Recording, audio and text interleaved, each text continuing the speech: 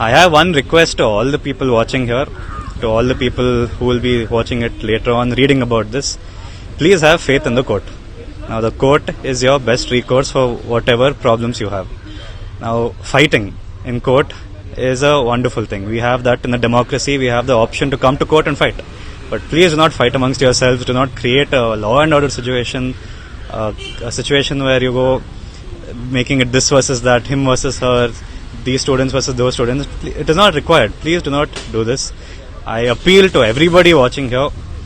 Please maintain law and order. Have faith in the courts. Have faith in your lawyers. We are fighting for your rights. And end of the day, the judge has said it is a matter of constitutional rights. Now, we are all bound by the constitution. So we'll hear what the judge will have to say when I refer to a larger bench. Could be a 2-judge bench, could be 3-judge bench. We do not know about that. But please have faith, and please, I request all of you from the bottom of my heart, do not create any law and order situation in this regard. Thank you.